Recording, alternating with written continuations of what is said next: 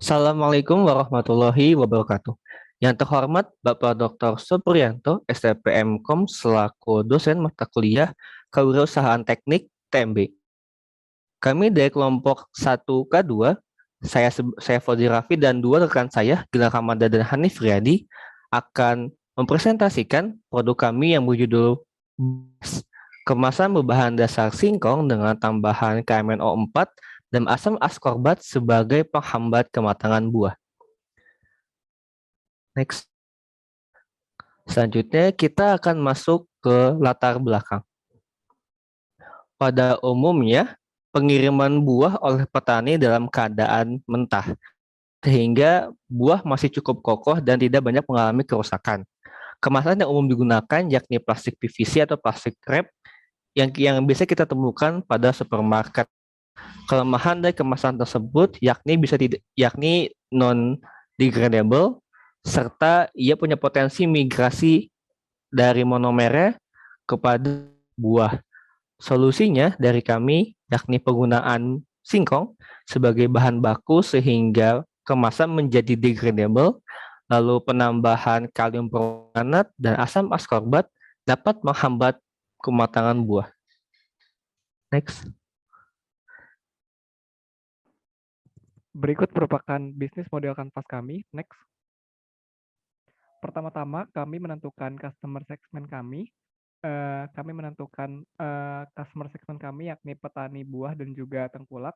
Lalu kami juga menentukan unique value proposition kami yakni kami dapat mencegah kematangan buah dan juga kami tidak dapat terjadinya migrasi lalu bersifat biodegradable. Lalu kami juga customer relationship-nya itu education using online platform dan juga customer service. Lalu untuk channels-nya itu kami menggunakan sosial media dan juga agricultural organization and farmer community. Next.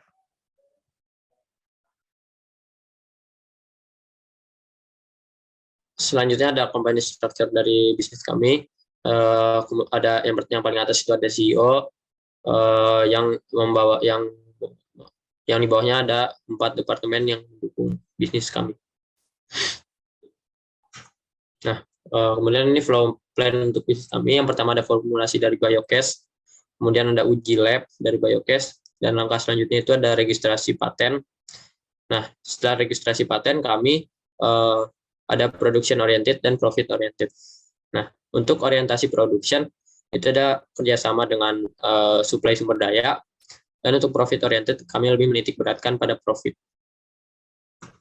Nah, kemudian ada production oriented dan profit oriented secara rinci. Nah, untuk production oriented itu yang pertama ada supplier cassava potensial, itu supplier singkong. Kemudian ada supplier asam askorbat dan supplier KMNO4 yang potensial.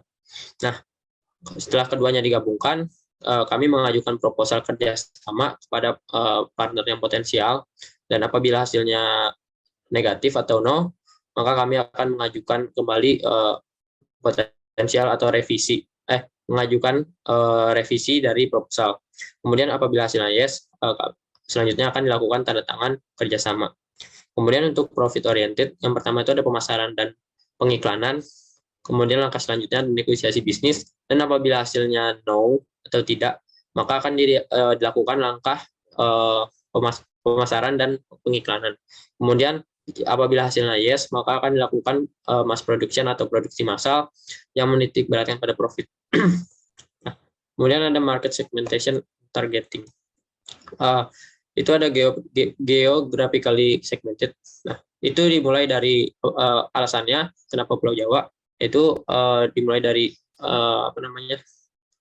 farmer atau petani dan tengkulak sebagai pusat dari operasi kami. Kemudian di Pulau Jawa menurut BPS tahun 2020 juga merupakan petani buah terbesar. Nah, kemudian juga di Pulau Jawa ini kami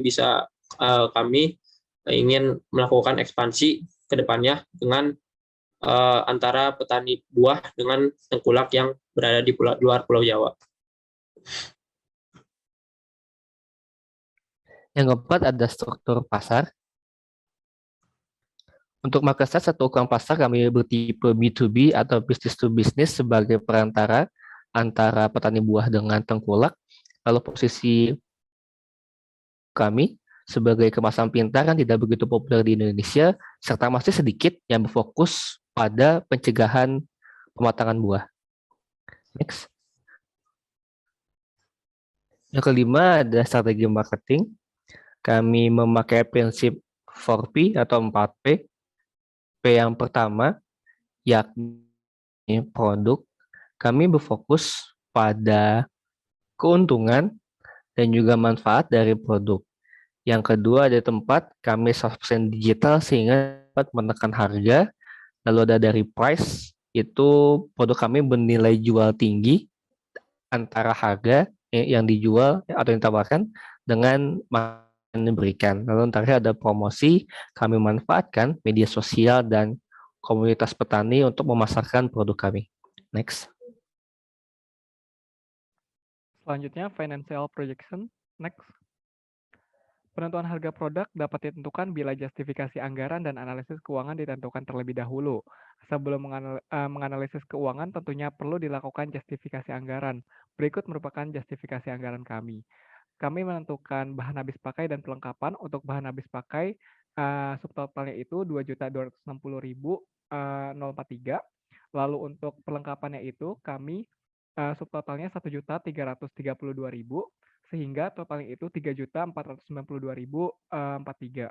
Next. Analisis keuangan sederhana digunakan dalam penyusunan bisnis agar dapat dilihat kelayakan usaha yang sedang dijalankan. Beberapa perhitungan dilakukan untuk mendapatkan nilai kelayakan usaha. Berikut merupakan analisis keuangan dari Biocash.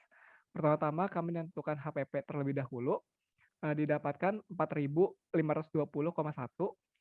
Lalu kami juga menentukan harga jual, dibulatkan menjadi 7.000. Lalu kami juga menghitung total revenue dengan cara selling price dikali number of products. Kami mendapatkan 3.500.000, lalu kami juga menentukan revenue dengan cara total revenue dikurang total cost, sehingga didapatkan 1.239.950. Kami juga menentukan revenue per cost dengan total 1,002, yang artinya tiap 1 juta rupiah modal yang dikeluarkan akan mendapatkan penerimaan sebesar 1.002.000 rupiah. Nah, apabila R per C nilainya lebih dari 1, maka usaha layak dikembangkan.